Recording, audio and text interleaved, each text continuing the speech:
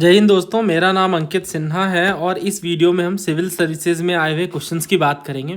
आपने देखा होगा कि हम पिछले कई सालों से जैसे ही किसी भी यूपीएससी या स्टेट पीसीएस का एग्जाम कंडक्ट होता है अपने चैनल पे एनालिसिस करते हैं। और यूजुअली मैं पेपर के बारे में कमेंट नहीं करता हूँ, मैं तो ये कहता हूँ कि ये जो क्वेश्चंस हैं वो बहुत सारे स्टूडेंट्स की प्रिपरेशन लेवल पे, एग्जाम प्रेशर पे कम से कम 100 से ज़्यादा फैक्टर्स काम कर रहे होते हैं, तब हमें वो क्वेश्चन ईजी या डिफिकल्ट मालूम होता है। और सिविल सर्विसेज की भी हमने हर साल एनालिसिस करी है, पर इस बार मैं कहना चाहूँगा कि ये जो पेपर है वो मुझे कई मायनों में एब्सर्ड लगा। कई मायनों में मुझे पेपर एब्सर्ड लगा। कुछ एक क्वेश्चन को देख कर नहीं, ओवरऑल पेपर के बेस पे मैंने ये जजमेंट निकाला है। और बहुत सारे मेरे स्टूडेंट्स से बातचीत हुई, हमारे बैच के स्टूडेंट्स से, हमारे यूट्यूब व्यूवर्स से, और मोस्ट ऑफ द एस्पायरेंट्स ने इस चीज़ को फेस किया कि ये जो क्वेश्चन है जो काफ़ी ज़्यादा लेंथी है, काफ़ी ज़्यादा टॉपिक स्पेशलाइजेशन की डिमांड करते हैं, जो इनफेक्ट कई बार सिलेबस से भी अलाइन नहीं है। उन चीज़ों के कारण पेपर आप कह सकते हो डेफिनेटली कि टफ से भी ज़्यादा टफ। अब मेरे पास इसके लिए वर्ड नहीं है, या एब्सर्ड या नॉनसेंस जो भी वर्ड आप यूज़ करना चाहो ये कह सकते हो पेपर के साथ। खैर, हम तो अभी पेपर की एनालिसिस करेंगे और हिस्ट्री के सेक्शन की बात करेंगे इनिशियली, जैसा कि हम अक्सर करते हैं। और इसे मैंने फ्रेगमेंट्स में डिवाइड करा है, छोटे छोटे वीडियोज़ में। और अगर उस क्वेश्चन का कोई सोर्स है, ज़्यादातर क्वेश्चन के सोर्स तो बताना बहुत मुश्किल है, पर जो एनसीईआरटी और पीवाईक्यूज़ हैं हम बस उसी की बात करेंगे और उसी की बात हम करते भी आ रहे हैं। जैसे ये क्वेश्चन आप देखिए, इसमें उन्होंने पूछा कि जो एम्प्टी सीट है ईयरली बुद्धिस्ट आइकोनोग्राफी में ये क्या रिप्रेजेंट करती हैं। Meditation of the Buddha, Buddha's first sermon, Buddha Mahaparinirvana and Buddha Mahabhinishkramana. तो ये थीम एनसीईआरटी है और यहाँ से क्वेश्चन कई बार पूछा गया है, हमने पहले भी डिस्कस किया है इस चीज़ के बारे में। ये थीम एनसीईआरटी में जो अपनी टॉपिक है, ये आप देखो, मैंने इसका स्क्रीनशॉट ले रखा है पहले ही। तो इसमें इन्होंने सिंबल ऑफ वर्शिप की बात करी है कि art historian had to acquire familiarity with biographies of the Buddha. Hagiography का मतलब होता है रिलीजियस बायोग्राफी। अगर आपने मेरी थीम एनसीईआरटी वाली वीडियो देखी है तो ये आपको पता होगा, हेजियोग्राफी के बारे में डिस्कस करा है कि जो हेजियोग्राफी है इनको समझने के लिए हिस्टोरियन फैमिलियरिटी रखते हैं स्कल्पचर्स के साथ, मूर्तियों के साथ। और हेजियोग्राफीज ये बताती हैं कि बुद्धा को एनलाइटनमेंट मिला जब वो मेडिटेट कर रहे थे अंडर अ ट्री। तो इस चीज़ को बहुत सारे अर्ली स्कल्पचर्स ने बुद्धा को ह्यूमन फॉर्म में नहीं दिखाया। और ये मैंने आपको बताया है कि जो हीनयान फॉर्म ऑफ वर्शिप की जब हम बात करते हैं तो हम देखते हैं कि बुद्धा को ह्यूमन फॉर्म में कंसिडर किया गया। बट जब महायान फॉर्म ऑफ वर्शिप में हम जाते हैं, जो कि कनिष्क के टाइम पीरियड के आसपास स्टार्ट हुआ, और यहाँ पे बुद्धा को एज अ गॉड देखा जाने लगा। तो ये जो स्कल्पचर्स की बात है कि ह्यूमन फॉर्म में नहीं दिखाते, ये स्कल्पचर वाली जो शुरुआत है, मूर्ति वाली जो शुरुआत है, वो महायान पीरियड के टाइम से देखने को मिली है ना। वो उनके प्रेजेंस को सिंबल के थ्रू दिखाते हैं, जैसे जो खाली सीट है वो दिखाती है बुद्धा के मेडिटेशन को। तो यही वाला क्वेश्चन है कि एम्प्टी सीट क्या रिप्रेजेंट करती हैं, तो बुद्धा के मेडिटेशन को। तो आंसर यहाँ पे ऑप्शन ए होगा। और ये वाली बात इन्होंने बताई। इसके अलावा इन्होंने बताया कि ये जो स्तूपा है ये महापरिनिर्वाण को रिप्रेजेंट करता है। तो अगर बुद्ध के महापरिनिर्वाण की बात करेंगे तो आंसर आएगा स्तूपा। स्तूपा जो है ये रिप्रेजेंट करता है महापरिनिर्वाण को। यहाँ पे इन्होंने महापरिनिब्बाण लिखा है क्योंकि ये जो एक्चुअल वर्ड है वो पाली का है और पाली ही ओरिजिनली वर्ड यूज किया गया। महापरिनिर्वाण संस्कृत में है, बट महापरिनिब्बाण, महाभिनिष्क्रमण ये तो खैर संस्कृत का ही वर्ड है, पर बहुत सारे ऐसे जो वर्ड है वो पाली में यूज किए जाते हैं क्योंकि ओरिजिनली वो उसी फॉर्मेट में यूज किए गए हैं। जैसे सूत्र को सुत्त कहेंगे, है ना, बहुत सारे टर्म्स है, आपने ये पढ़ा होगा। और ये एनसीईआरटी से सॉल्वेबल है। इसके अलावा ये सरमन की बात कर रहे हैं कि जो व्हील है वो रिप्रेजेंट करता है कि बुद्धा के फर्स्ट सरमन को, जो कि सारनाथ में इन्होंने दिया था। ये आप देखो, इसमें उन्होंने पूछा कि कौन सा जो स्कल्पचर है जो सांची स्तूप में पाया गया डायरेक्टली बुद्धिस्ट आइडिया से लिंक नहीं है। एम्प्टी सीट, सालभंजी का ट्री या व्हील। सेम क्वेश्चन उस टाइम पे मैंने आपको बताया था कि जो ईयरली बुद्धिस्ट स्कल्पचर थे ये बुद्ध को ह्यूमन फॉर्म में नहीं दिखाते हैं। तो कौन से सिंबल का यूज़ किया गया ईयरली स्कल्पचर्स के द्वारा, तो ये भी चीज़ें हमने डिस्कस करी। और इसके बाद फिर ये सारा कुछ हमने डिस्कस करा था। बट इक्के दुक्के सवाल से आपको पूरे पेपर की जजमेंट नहीं करनी है। पेपर वाज रियली अब्सर्ड, और ये चीज़ मैं बार बार रिपीट करूँगा क्योंकि ये क्वेश्चन प्राइमा फेसिया, बट ये क्वेश्चन भी इनफेक्ट आसान नहीं है। आप देखो, भले ही एनसीईआरटी में है, पीवाईक्यू वगैरह में है, बट देखो आसान क्यों नहीं है, मैं बताता हूँ। जैसे ये महापरिनिर्वाण वाला, ये तो खैर स्तूप से रिप्रेजेंट होता है, बट कन्फ्यूज़न काफ़ी बढ़ जाती है ना। तो ये क्वेश्चन फिर भी डुएबल की कैटेगरी में, बट बाकी आप सवाल देखोगे जैसे ये भी क्वेश्चन डुएबल ही है। इनफैक्ट एक एक करके हम देखते जाते हैं, फिर आप अपने राय बताना कमेंट बॉक्स में कि कौन कौन से क्वेश्चन डुएबल थे। मोस्ट ऑफ द क्वेश्चन तो absurd ही थे। ये देखिए, मॉडर्न नेम ऑफ रिवर और उसे करेक्टली मैच करना है। वितस्ता, असिकनी, परुष्णी और याव्यावती। तो ये भी PYQ है, CAPF 2020 में पूछा गया, दिष्टावती, अस्किनी, वितस्ता और परुष्णी। तो ये आसान सवाल है, जो भी लूसेंट है या NCERT वगैरह है इनमें हम पढ़ते हैं इन चीज़ों को। और ये मैंने आपको याद भी करवा रखा था उस टाइम भी कि कैसे ये चीज़ें रिपीट होती हैं। यहाँ पे अगर आप देखो तो ये जो चौटांग है, मैंने आपको बताया हरियाणा की रिवर है, तो ये उतनी फेमस नहीं बाकी के मुकाबले। जैसे चेनाब है, तो चेनाब जो है ये इसका पुराना नाम क्या है? चेनाब का पुराना नाम है वितस्ता, सॉरी वितस्ता झेलम का पुराना नाम है, सी जाएगा 4 के साथ। और अस्किनी चेनाब का नाम है ना, परुष्णी रावी को कहते हैं। और जो दिष्टावती है चौतांग है। तो ये 2, 1, 4 और 3, 2, 1, 4, 3 कौन सा ऑप्शन है? बी, तो हम बी के साथ जाएंगे। अगर हम यहाँ पे देखें तो जो वितस्ता है, वितस्ता जो है ये झेलम का पुराना नाम है, अस्किनी चेनाब का। और परुष्णी रावी के साथ सही है। यायावती ब्यास का नहीं है, ब्यास का पुराना नाम विपाशा है। तो इस हिसाब से यहाँ पे 3 गलत है ना, कौन सा सही है? सिर्फ तीसरा वाला सही है, तो आंसर होगा C, 3 ओनली। बाकी 3 पेयर यहाँ पे गलत हैं। नेक्स्ट क्वेश्चन देखिए, अमरावती स्तूप के बारे में पूछा गया है और इनके रिलीफ स्कल्पचर के बारे में करेक्ट आपको बताना है। पहला कह रहे हैं लोअर कृष्णा वैली में लोकेटेड है। दूसरा कह रहे हैं इंडिया में it was next only to the Sanchi stupa in size. तीसरा, Amaravati school of sculpture made a lasting impact on later South Indian sculpture and its product were carry to Sri Lanka and South East Asia. तो ये पहला कह रहे हैं lower Krishna valley में situated है।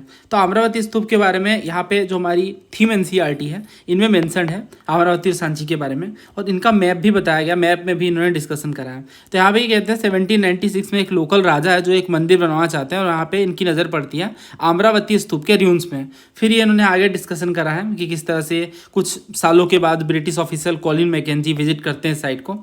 1854 में वाल्टर एलियोट, अगर आपको याद हो तो 2-3 साल पहले सिविल में क्वेश्चन पूछा गया था वाल्टर एलियोट के बारे में, और ये कमिश्नर थे गुंटूर के। ये अमरावती को विजिट करते हैं और सेवरल स्कल्पचर पैनल्स को कलेक्ट करते हैं और अपने साथ मद्रास ले जाते हैं। इसी वजह से इन्हें एलियोट मार्बल्स के नाम से जानते हैं। बाद में ये वेस्टर्न गेटवे वगैरह के रिमेन्स को डिस्कवर करते हैं, और इसके बाद ये पता लगता है कि जो स्ट्रक्चर है अमरावती का, ये one of the largest and most magnificent Buddhist stupa ever build, यानी अब तक का बनाया गया वन ऑफ द लार्जेस्ट और सबसे मैग्निफिसेंट बुद्धिस्ट स्तूप है। 1850s तक कुछ जो स्लेब है अमरावती के, ये अलग अलग जगहों तक ले जाए जाने लगे। तो यहाँ पे अगर हम देखें तो इनका साइज काफ़ी बड़ा था, तो ये कह रहा है next only to the size of Sanchi stupa. ऐसे भी ये फैक्चुअल है और यहाँ पे ओनली भी दे रखा, तो एक्सट्रीम है। इसे हम अगर हटाएं तो भी हमारे पास 2 बच ही जाते हैं। तीसरा जेनरिक है। अगर आप ध्यान से सोचो कि यहाँ पे जिस तरह से इन्होंने डिस्कशन करा है कि अलग अलग जगहों पे, ये देखो Asiatic Society of Bengal at Calcutta, Indian Office Madras, और कुछ इवन लंदन भी ले जाए गए। तो इस हिसाब से तीसरा जेनरिक स्टेटमेंट बनता है, सही हो जाता है। तो आंसर यहाँ पे बी है, 1 and 3 only. But again exam pressure and other factors, you know. Next question देखिए, नागर स्टाइल शिखर के बारे में पूछा जा रहा है कि कौन कौन से टेम्पल में नागर स्टाइल का शिखर देखने को मिला। ये तो आप जानते हो, नागर स्टाइल नॉर्थ इंडिया से, द्रविड़ स्टाइल साउथ इंडिया से, और मिडिल में हमें वेसर स्टाइल देखने को मिलता है। तो अगर हम यहाँ पे देखें, बादामी, ऐहोल, देवगढ़ और पटडकाल के टेम्पल हैं। ये जो देवगढ़ वाला है ये कई बार पूछा गया है। तो ये रिसेंटली जो हमने CDS की एनालिसिस करी थी, ये कंप्लीट पेपर अगेन आपको यूट्यूब पे मिल जाएगा, और हमने बैच में भी कई बार ये इस तरह के सवाल डिस्कस करे हैं।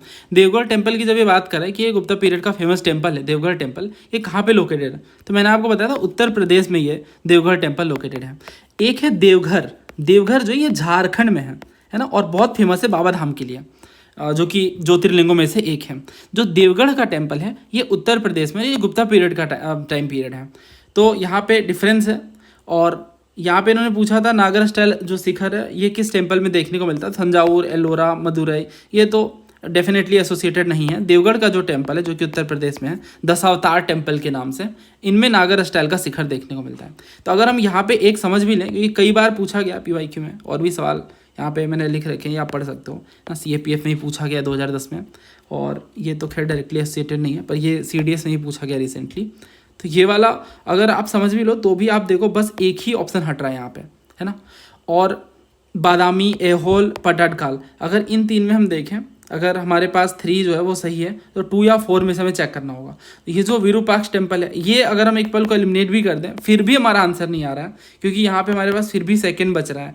तो ये जो हुच्ची मलीगुड़ी टेम्पल है ऐहोल का, असल में ये नागा स्टाइल को दिखाता है। अब यहाँ पे थोड़ा वियर्ड इसलिए लगता है क्योंकि साउथ इंडिया के टेम्पल में हमें यूजुअली नागा स्टाइल का शिखर नहीं देखने को मिलता, पर जो चालुक्य रूलर्स थे ना, बहुत सारा एक्सपेरिमेंटेशन करा, जिसमें से एक था कि जो शिखर यूज़ करा इन्होंने या फॉर्म करा, ये नागा स्टाइल का है। तो इस वजह से जो सेकेंड है वो सही है, तो आंसर यहाँ पे बी होगा। This question are extremely tough, I repeat. ये क्वेश्चन खैर अभी हम सिंपल वाले कर लेते हैं जो भी पूछे गए हैं PYQ में, इन केस अगर कभी रिपीट हो किसी पेपर में, क्योंकि रिपीटेशन काफ़ी ज़्यादा है इस पेपर में भी हम देख पा रहे हैं। तो नागर, द्रविड़ और वैसार के बारे में पूछ रखा है, तो ये क्या है, ये 3 मेन स्टाइल हैं इंडियन टेम्पल आर्किटेक्चर के। So answer is option C है। ठीक है, आंसर यहाँ पे क्या है, ऑप्शन सी। आगे बढ़ते हैं, नेक्स्ट क्वेश्चन देखिए।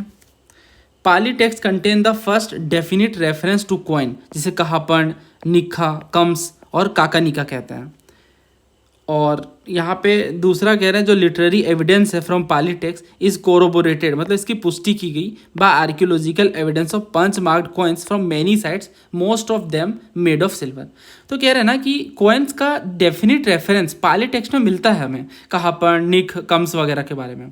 दूसरा कह रहे हैं जो लिटरेरी एविडेंस मिल रहे हैं हमें पाली टेक्स्ट से, वो आर्कियोलॉजिकल एविडेंस से भी साबित हो गया है। बहुत जगहों पे हमें पंच मार्क कॉइन्स वगैरह देखने को मिले ना, तो इस चीज़ से साबित हो गया।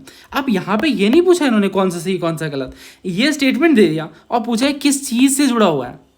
पता नहीं कौन सा फॉर्मेट है, ये रीजनिंग टाइप जो फॉर्मेट है उसका यूज़ कर लिया गया है, और ये जुड़ा हुआ है इमरजेंस ऑफ अर्बन लाइफ के साथ। दूसरा, ट्रांजिशन टू मनी इकोनॉमी। ये दोस्तों बिल्कुल नया पैटर्न है, इस तरह के पैटर्न वाले सवाल पहले नहीं देखने को मिले हैं। खैर ये जो सोर्स है इसका उपिंदर मैम की बुक है, बट पढ़ के जाना और याद रखना बिल्कुल भी पॉसिबल नहीं है।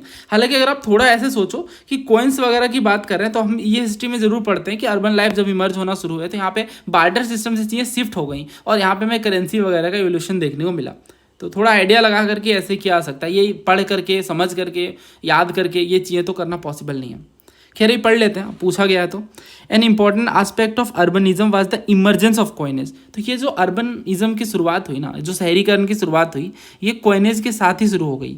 पाली टेक्स्ट में हमें फर्स्ट डेफिनेट रेफरेंस देखने को मिलते हैं कहापण, निक, कम्स, पद, मसाक और काकीनाका। जो लिटरेरी एविडेंस है वो भी साबित हो गए, आर्कियोलॉजिकल एविडेंस है जो पूरा वो स्टेटमेंट फ्रेम किया गया यहाँ से। और जो मनी की शुरुआत है ये हम देखते हैं कि इसका मतलब ये नहीं था कि बार्टर पूरा खत्म हो गया, बट एक क्वालिटेटिव चेंज देखने को मिला इकोनॉमिक ट्रांजेक्शन में, जिसमें लॉन्ग टर्म इम्प्लीकेशन हुए ट्रेड के लिए, मतलब ट्रेड के लिए काफ़ी हेल्पफुल साबित हुए। और इसी तरीके से हम देखते हैं जो मनी लेंडिंग है इनमें भी हेल्प मिला।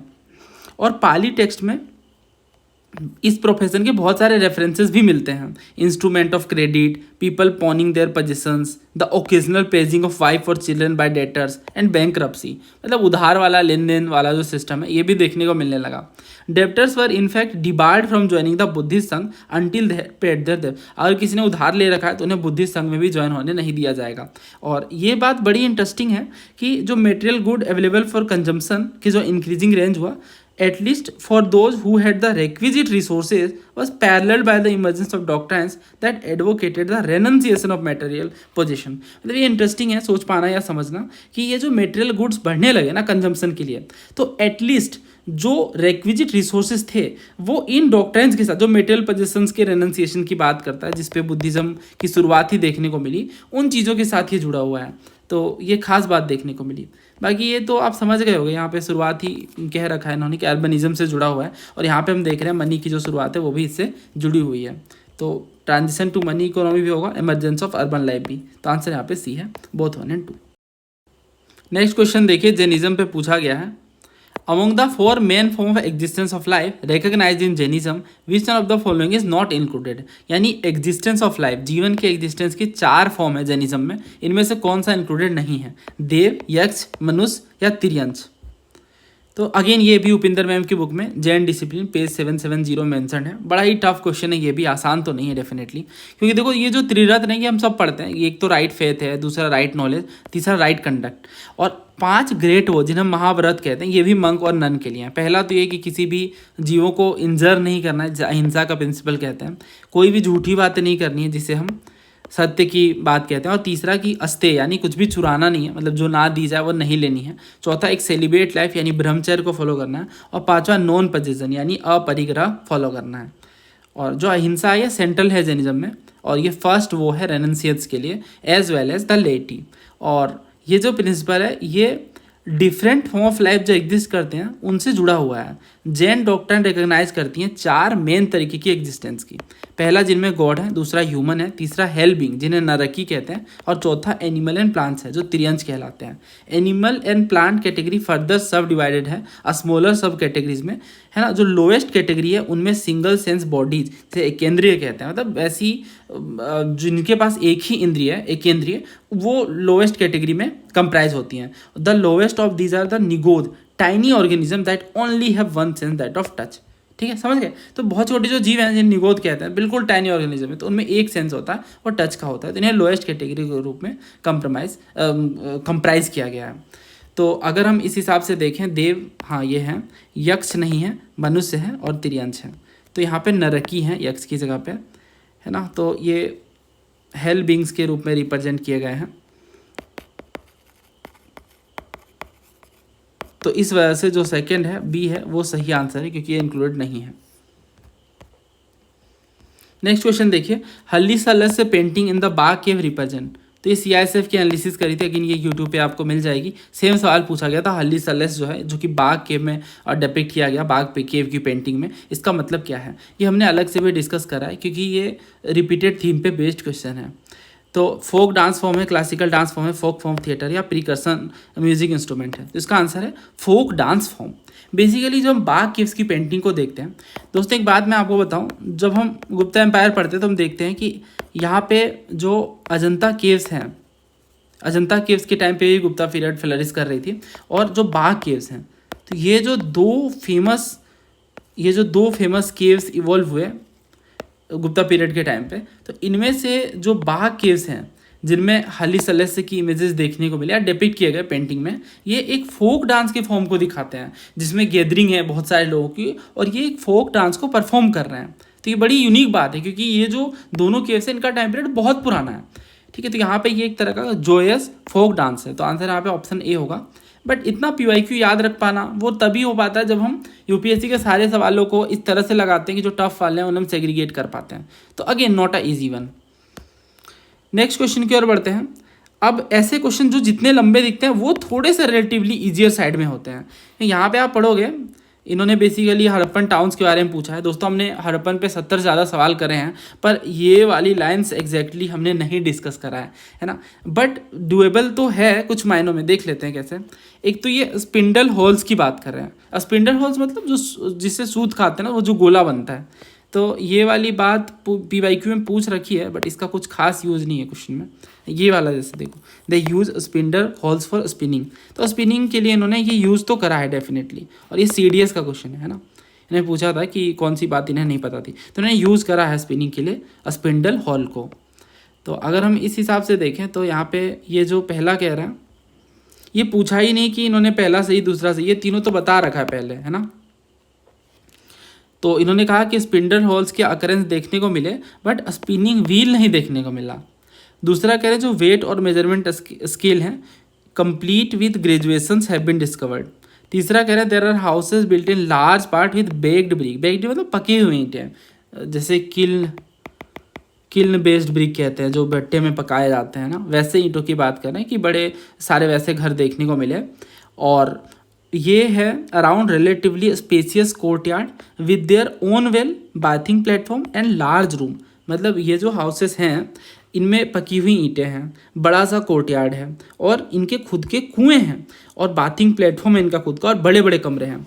अगर ये आप पढ़ो, और यहाँ पे इन्होंने कहा कि जो स्टेटमेंट 3 है वो सजेस्ट करती हैं emergence of a common property system. तो दोस्तों ये तो कॉमन प्रॉपर्टी सिस्टम का पार्ट नहीं हुआ। यहाँ पे इन्होंने क्या कहा कि relatively spacious courtyard with their own well, मतलब खुद के कुएं हैं। तो खुद के अगर कुएं तो कॉमन प्रॉपर्टी का पार्ट कैसे हुआ, है ना। तो तीसरा लॉजिकली सही नहीं है, तो तीसरे को हटाए आंसर तक पहुंच जाएंगे। बट ये क्वेश्चन इतना लेंथी है कि इसे पढ़ करके सॉल्व करने में 2.5 से 3 मिनट जाएगा, और इतना टाइम तो होता नहीं प्री में हर एक सवाल को देने के लिए। This is the main issue इतना लेंथी पेपर है और इतना डिफिकल्ट है स्टेटमेंट्स को डिकोड करना। ये थर्ड वाले में आसान दे रखा, फर्स्ट वाले में दे रखा होता तो आसान ज़्यादा होता है एलिमिनेट करना या सॉल्व करना। यहाँ पे टाइम गैप काफ़ी बढ़ जाता है और फिर जो क्वेश्चन पर हम सोच पाए उनके लिए टाइम बहुत कम बचता है। सो आई कैन इमेजिन कि स्टूडेंट्स जिन्होंने एक्चुअली फेस करा है इस पेपर को एग्जामिनेशन हॉल में बैठ करके, उनके माइंड में क्या क्या चीज़ें चल रही होंगी बैक ऑफ द माइंड। बाकी ये स्टेटमेंट्स पढ़ लेते हैं थोड़ा, कुछ अगर इनसाइट्स मिल जाए इनसे हमें। पहला कह रहा है स्टेटमेंट 1 सजेस्ट करता है कि स्पिनिंग एक लेबोरियस एक्टिविटी थी जो कि घर पे की जा रही थी। हाँ, तो ये सही बात है ना, स्पिंडल हॉर्स मिल रहे हैं, दैट मीन्स ये स्पिनिंग कर रहे हैं। और ये बात इन्होंने पहले भी पूछ रखी है, तो ये वाला स्टेटमेंट तो खैर पूछ रखा है इन्होंने। दूसरा कह रहा है जो वेट और मेजरमेंट है इनके बारे में बता रखा है कि extent of the scientific knowledge that the Harappan possess. Scientific knowledge है तभी तो ये वेट वगैरह का यूज़ कर रहे हैं, तो जेनरिक बातें हैं। और तीसरा कह रहे हैं इमरजेंस ऑफ कॉमन प्रॉपर्टी, ये वाली बात यहाँ पे गलत है। नेक्स्ट, हिस्टोरिकल तमिलकम के बारे में आपको बताना है कौन कौन से पेयर ऑफ किंग यहाँ पे करेक्ट हैं, नॉट करेक्ट हैं, ठीक है, गलत वाला बताना है। पहला कह रहा है सेनगुटवन, दूसरा उदयनजेराल, तीसरा नेदुनजेलियन। थोड़ा आपको टफ लग सकता है, क्या क्या अजीब से नाम पूछ रखे हैं, और ये हैं भी एक्चुअली, क्योंकि बट हमने ये डिस्कस करा था 1st to 12th सेंचुरी बोल करके। मैंने एक वीडियो अपलोड करी थी अप्रैल 2024 में, और उस वीडियो पे काफ़ी ज़्यादा व्यूज़ आए थे, one of the most viewed video है गेस इस चैनल की। और एक स्टूडेंट का कमेंट ही मैंने पिन करा था, उन्होंने कहा था आने वाले टाइम में ये वीडियो गोल्ड माइन साबित होगा, और वो हमारे बैच के स्टूडेंट थे। ऐसा क्यों? क्योंकि उस एक वीडियो में आई गेस 1 घंटे कुछ मिनट के आसपास की है, उस एक वीडियो में हमने कंप्लीट डायनेस्टीज को डिस्कस करा था। बट मैंने आपसे कहा था जब आप ये 4-5 बार पढ़ोगे तभी सॉल्व कर पाओगे, और ये बात बिल्कुल सच है। अगर 4-5 बार ना पढ़ा जाए तो ये सॉल्व करना बहुत मुश्किल है। तो चेर के बारे में मैंने पढ़ा था कि ये जो चेर किंगडम के जो रूलर्स हैं उनमें उदयनजेराल है जो कि अर्लीस्ट नोन चेर किंग है, और जो नेदुनजेराल है ये प्रोमिनेंट किंग है चेर डायनेस्टी का। और सेनगुटवन तो सबसे ज़्यादा फेमस है ना। सेनगुटवन का तो बहुत जगह पे, इनफैक्ट शिलापादिक्रम वगैरह में भी इनकी मेंशनिंग देखने को मिलती है। और इन्होंने पत्नी पूजा, जिसे कणगी वर्शिपिंग कहते हैं, इनकी शुरुआत करी थी सेनगुटवन ने। तो इस हिसाब से अगर हम देखें यहाँ पे, तो सेनगुटवन और जो उदयनजेराल है ये दोनों चेर हैं, ये दोनों चेर रूलर हैं। और जो तीसरा कह रहे हैं नेदुनजेलियन, ये क्या पांड्य है, तो ये भी चेक कर लेते हैं। ये वाली पीडीएफ मैंने टेलीग्राम पे डाल दी थी। ये नेदुनजेलियन के बारे में मैंने आपको बताया था कि ये जो है वो पांड्य रूलर है, नेदुनजेलियन फर्स्ट और सेकंड दोनों ही, है ना। तो इस हिसाब से ये तीसरा जो है वो सही है ना। बाकी दूसरा गलत है और पहला सही है। तो यहाँ पे इन्होंने नॉट करेक्ट पूछा, तो दूसरा वाला बस गलत है, बाकी पहला और तीसरा तो सही है। तो आंसर क्या होगा? B2 only. बट मुझे तो ये समझ नहीं आ रहा कि ये जो क्वेश्चन है अगर यहाँ पे नोट हटा कर के पूछते तो कोई बड़ी बात नहीं होती, पर इतना सॉल्व करने के बाद एक तो ये याद रखना मुश्किल। अब मैं तो हर साल पढ़ाता हूँ ये चीज़ें, तो मुझे याद रहेंगी, पर एक नॉर्मल एस्पायरेंट के लिए इतना वो कैसे याद रखेंगे? इतने सारे रूलर्स हैं, अगर इसका याद कर लेंगे 10th सेंचुरी में 10 किंगडम है और उनके हर एक के 3-4-5-5 रूलर हैं, जो मेजर वाले हैं, माइनर वाले तो छोड़ ही दो, तो वो सारा कैसे याद रख पाएंगे? हालांकि ये ट्रेंड है, पहले पूछ रखा है राजा और उनकी डायनेस्टी को मैच करके, 2020 में भी 22 में भी सवाल थे इस टाइप के, बट फिर भी बहुत सारे रूलर्स हैं ना, तो उनको याद रखना बहुत मुश्किल है। तो ये वाला क्वेश्चन एटलीस्ट डुएबल की कैटेगरी में तो है, बट अगेन ये भी इजी नहीं है क्योंकि नोट दे रखा है पहले तो यहाँ पे कंफ्यूज करने के लिए। दूसरा यहाँ पे स्टेटमेंट इस तरह से फ्रेम कर रखे हैं कि ये सारा कुछ एग्जाम में मिक्स हो जाता है, हौच-पौच बन जाता है। उदयनजेराल, नेदुनजेलियन सब सिमिलर से लगने लग जाते हैं क्योंकि ये उतनी बार नहीं रिपीट होते, उतना फ्रीक्वेंटली नहीं पूछ रखा है पास्ट में PYQ में। नेक्स्ट क्वेश्चन देखिए, तो यहाँ पे भी 3 स्टेटमेंट है और आपको आंसर करना है। तो ज़्यादातर क्वेश्चन लेंथी हैं, बहुत ही कम ऐसे सवाल देखने को मिल रहे हैं जो एक लाइन के हों, इनफैक्ट है ही नहीं। और ये क्वेश्चन भी काफ़ी लेंथी है। इसमें देखिए अवध में जो ब्रिटिश पॉलिसी अपनाई गई, जैसा कि आप जानते हो अवध को 1856 में एनेक्स किया गया था, इसके बाद कौन कौन सी पॉलिसीज अपनाई गई थी उसके बारे में आपको करेक्ट वाला बताना है।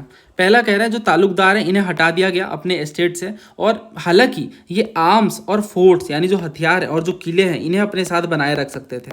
दूसरा कह रहा है समरी रेवेन्यू सेटलमेंट 1856 में लाया गया, जिसमें यह कहा गया कि तालुकदार तो बाहरी हैं। तीसरा ये कहा गया कि ब्रिटिश ये मानते हैं कि अब हम जो रेवेन्यू है वो डायरेक्टली पीजन से लेंगे, और तालुकदार की पावर इन्होंने ख़त्म कर दी, इन्हें बीच से हटा दिया गया। अब हम ये जो क्वेश्चन है उसका रेफरेंस देखते हैं। हरियाणा सिविल सर्विसेज की पेपर मैंने एनालाइज करी थी, एक एक सब्जेक्ट बहुत मेहनत से डिस्कस किया दोस्तों, बहुत टाइम लगा था एक एक स्लाइड बनाने में। यहाँ पे एक क्वेश्चन देखने को मिला है, British land revenue system known as the summary settlement was implemented in Awadh in 1856। तो पहला स्टेटमेंट में क्या है, जो ब्रिटिश लैंड रेवेन्यू सिस्टम है जिसे समरी सेटलमेंट के नाम से जानते हैं, ये 1856 में अवध में इम्प्लीमेंट किया गया। दूसरा कह रहे हैं जो समरी सेटलमेंट है इसमें मिडिल मैन ताल्लुकदार की इनकम को बढ़ा दी ये जो सेटलमेंट है। क्यों? क्योंकि इन्हें नई ज़मीनें मिली। तो उस टाइम पे मैंने आपको बहुत डिटेल में बताया था कि ये जो बात है वो सरासर गलत है। इनफैक्ट ताल्लुकदार को तो डिस्पजेज कर दिया गया, इन्हें इनकी संपत्तियों से हटा दिया गया और जो ब्रिटिशर्स हैं इन्होंने ताल्लुकदार को बाईपास करा। ये वीडियो आप ज़रूर देखिए, जस्ट आप 2-3 वीडियो स्क्रॉल करो, मिल जाएगी ये HCS हिस्ट्री एनालिसिस के नाम से होगी। तो यहाँ पे मैंने आपको बताया जो समरी सेटलमेंट है इसमें ताल्लुकदार को तो बहुत ही भारी घाटा हुआ, क्योंकि इन्होंने ताल्लुकदार को बाईपास कर दिया गया। जो इंटरमीडियरीज थे ना उन्हें बाईपास कर दिया ब्रिटिशर्स ने, और ये डायरेक्टली पीजेंट्स यानी रियोत से डील करने लग गए। और ये जो डिस्पजेशन है ये one of the important reason था कि क्यों ताल्लुकदार ने 1857 के रिवोल्ट में रिवोल्टर्स का साथ दिया, है ना। तो ये मेन वजह थी, क्योंकि ज़्यादातर ताल्लुकदार अपने लैंड और अथॉरिटी को खो देते हैं। तो यहाँ पे कह रहे हैं कि Britishers believed in taking revenue directly from the peasant. ये बात तो सही है, यहाँ पे इस वजह से ये हट जाता है। बट पहला कह रहा है आर्म्स फोर्ट वगैरह इनके पास बनाए रखे, तो ये तो समझ भी आ रहा है गलत है साफ तौर से, कि हम हटा देंगे। आंसर बचता हमारे पास कौन सा, ए, हाँ ए बचता है हमारे पास 2 और 3। तो पहला जो कह रहे हैं वो गलत है, क्योंकि इनको इन आर्म फोर्ट्स वगैरह जो भी थे इनके सारी चीज़ें हटा दी गई इनसे, है ना। और ये जो समरी सेटलमेंट है इनसे ताल्लुकदार को काफ़ी नुकसान हुआ। और जो दूसरा कह रहा है जो समरी रेवेन्यू सेटलमेंट है कि 1856 में लाया गया कि ताल्लुकदारों को आउटसाइडर बताया गया, तो ये तो वैसे भी जब हट जाता है तो यही सही बचता है। तीसरा कह रहा है British believed in taking revenue directly from the peasant, तो ये बात यहाँ पे भी आप देख सकते हो। ठीक है, तो इस तरह से थोड़ा PYQ का रेफरेंस यहाँ पे मिल जा रहा है। ऑप्शन ए यहाँ पे करेक्ट है। नेक्स्ट क्वेश्चन देखिए, आगे ये क्वेश्चन हम नेक्स्ट वीडियो में डिस्कस करते हैं, और भी काफ़ी सारे सवाल है, 1 बाय 1 हम डिकोड करेंगे क्वेश्चंस को। बट अगर आप मुझसे पूछो, क्योंकि हमारी भी बैच चलती है प्री की समग्र बैच के नाम से, बहुत सारे मैसेजेस भी आए दोस्तों की काफ़ी हेल्पफुल रहा बैच एंड बाकी चीज़ें, बट बिल्कुल भी मेरा मन नहीं हुआ कि मैं किसी भी स्क्रीनशॉट को या किसी भी टेस्टिमोनियल को पोस्ट करूं, क्योंकि कुछ मुझे सेंस समझ नहीं आई। मैंने भी खुद ने बैठ करके सारा पेपर ध्यान से देखा, समझा, और मैंने एक चीज़ तो रियलाइज़ करी कि एग्ज़ाम हॉल में ये पेपर नाइटमेयर की तरह है, क्योंकि 1-2 सवाल अगर आसान दिख भी जाए तो उसका जो नेक्स्ट क्वेश्चन है वो इतना टफ है, क्योंकि मल्टी स्टेटमेंट है, क्वेश्चन काफ़ी लेंथी है, और ऐसे ऐसे अतरंगी सवाल हैं जो UPSC की सिलेबस में छोड़ो PYQ के रेफरेंस में भी देखने को नहीं मिल रहे हैं। थैंक यू, जल्दी मिलते हैं नए वीडियो में। जय हिंद।